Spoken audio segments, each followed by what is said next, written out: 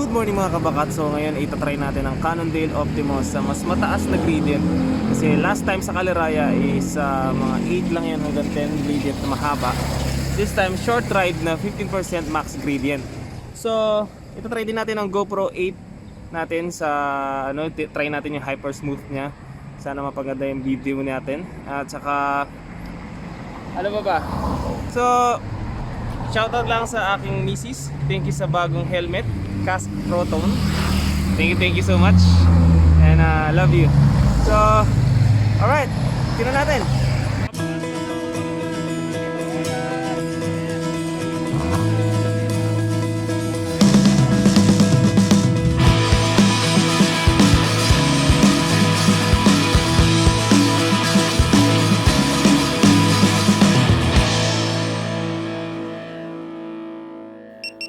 Kitcon Cycling. Nandito na tayo ngayon sa Bucal Bypass Road. Madadaanan natin dito yung dati kong tinutugtugan, yung Barracks Grill Resto Bar. Musikero nga pala tayo mga kabakat. Yung bandang kaliwa sa parting to, katabi ng Crystal J Restaurant. Dito nagsimula na tayong bumuelo. Pero di ko rin tinodo kasi baka maubusan tayo sa dulo.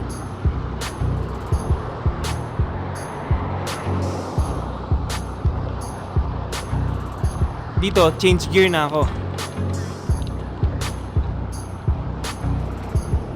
Yung style ko sa ahon ay mag-grind muna ako bago ako mag-spin. Pero depende rin kung masyado mahaba yung ahon. So, mag-start na agad ako ng spin. So, pag ganito kasi, pag alam ko yung gaano kahaba, so, kaya kong tansyahin kung gaano kahaba din yung stamina na kaya kong ilabas. Pero minsan, mga kabakat, nagkakamali pa rin tayo. Kaya, minsan, kung kailangan talaga, tutukod. At wala namang masama doon. Spin muna ulit para hindi maubos ng tuluyan yung stamina natin.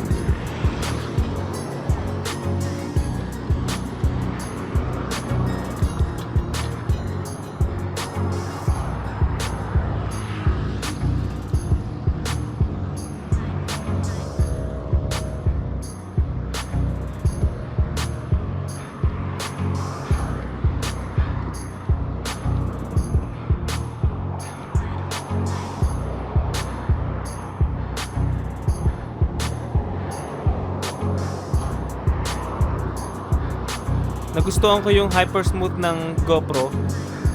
So makikita nyo naman yung difference sa dati kong GoPro, which is Hero Plus.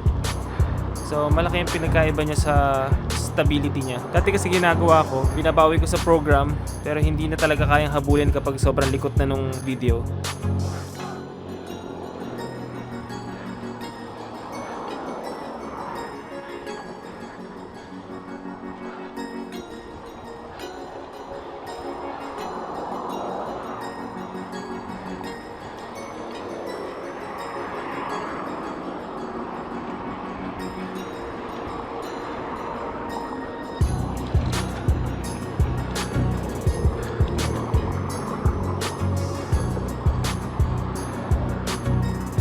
Dito rin sa parting to, tumugtog ako.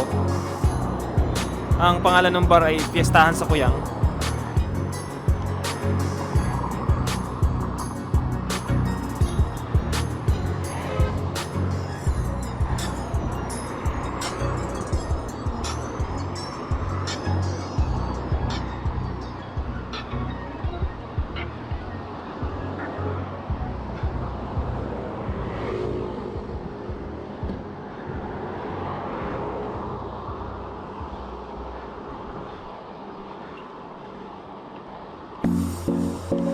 Dito sa kanan na to, pwede kayong bumili ng prutas.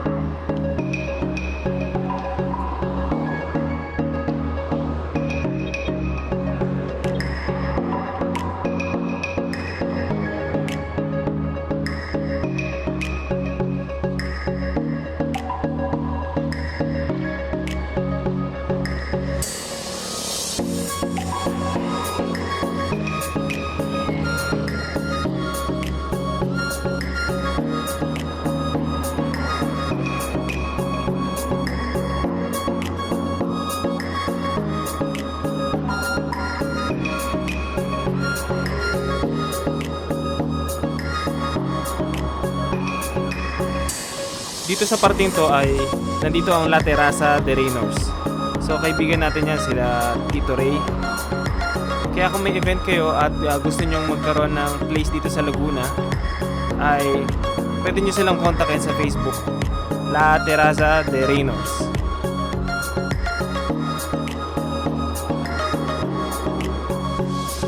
Dito naman sa part na to, itong hotel na to, dito kami nagsiset up lagi ng lights and sounds nung buhay pa yung events.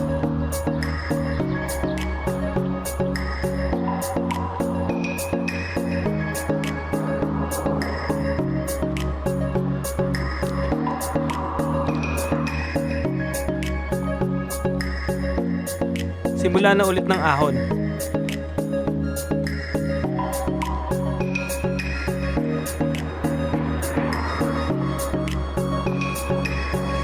Kung mapapansin nyo mga kabakat ay masyado na mahaba yung mga damo. Kaya delikado na rin to para sa mga siklista dahil sa mabibilis nating motorista na dumadaan dito. Kaya doble ingat tayo mga kabakat. Sana matabas agad to para sa safety na rin ng ating mga siklista at saka sa iba pang mga nag-e-exercise dito.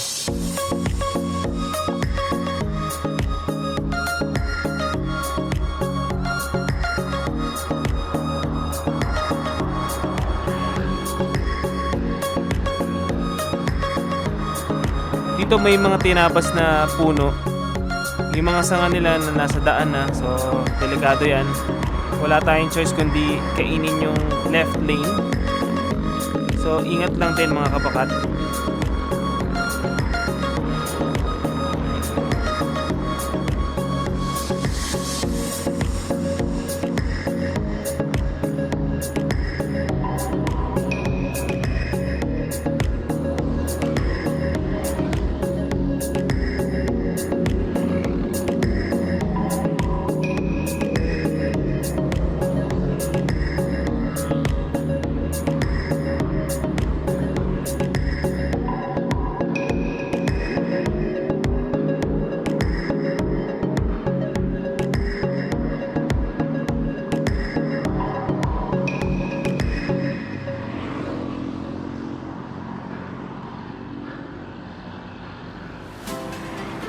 Dito guys, makapansin nyo medyo malapit na ako malaspag. At nagtatry pa akong maghanap pa ng isa pang gear. Yun, kinilik ko yung shifter ko. Ibig sabihin, nakukulangan ako sa cogs kasi 11.25 lang, so maliit, nagaganitan ako. Pero tinatry ko pang i-ensayo yung mga binti ko para makayanan ko pa yung bigat sa mas matatarik na ahon. Dito sa rutang to, ito yung pinakadelikadong parte. Kasi blind spot to para sa mga motorista. So kapag kinain nila yung right lane tapos hindi ka nila nakita, tapos meron silang certain speed, pwede ka nilang mabangga. So kaya ginagawa ko dito, binibilisan ko lagi dito sa sharp curve na to.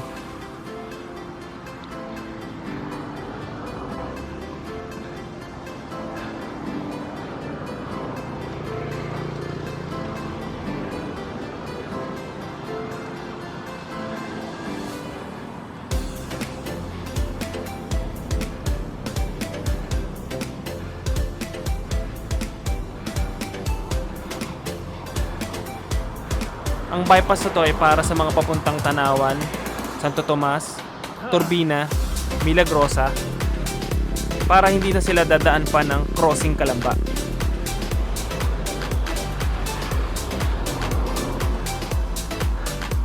Hanggang dito lang mga siklista mga kabakat. So babalik tayo para lumusong. Hindi rin pwede dumaan dito yung mga pang publikong sasakyan katulad ng tricycle, taxi, at saka jeep.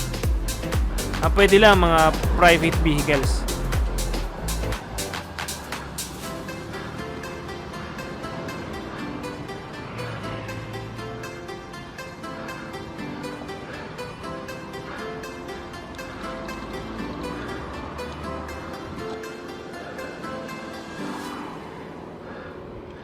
Hinihingal na tayo dito mga kabakat. So eto na, palusong na tayo.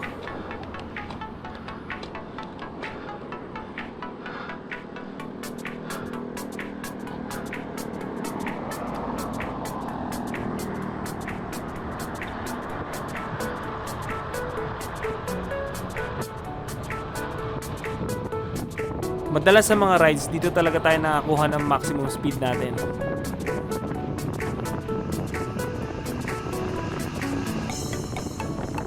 Ito naman yung pinaka-paborito kong parte dito, yung lusong. Kumbaga adrenaline rush din kasi kailangan alisto ka.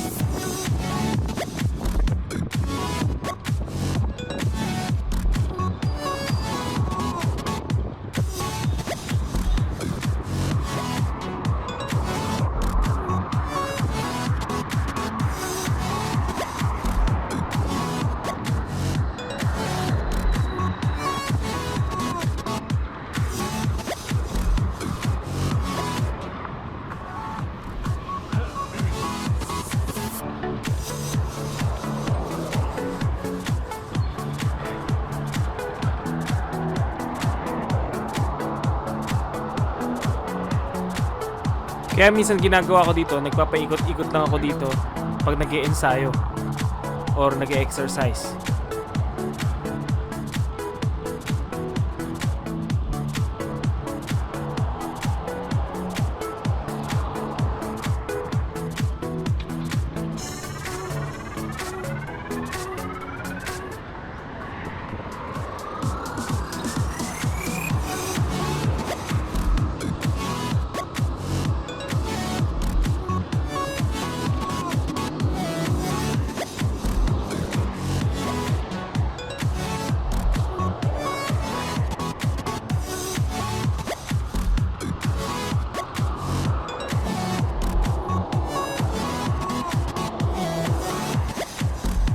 Lusong ulit tayo.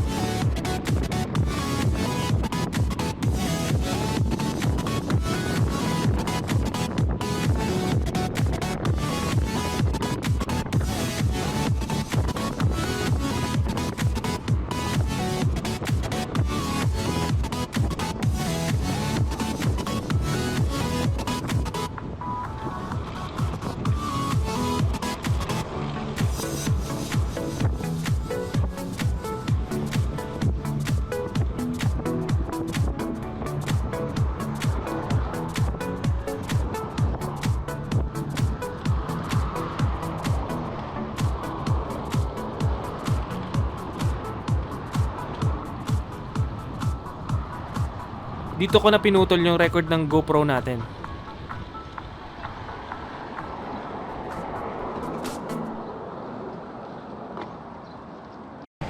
So tapos na po ang ating ride. Sana nakuha natin na maganda yung yung shot kasi nangangapa pa rin tayo kung anong angle. So, yun lang.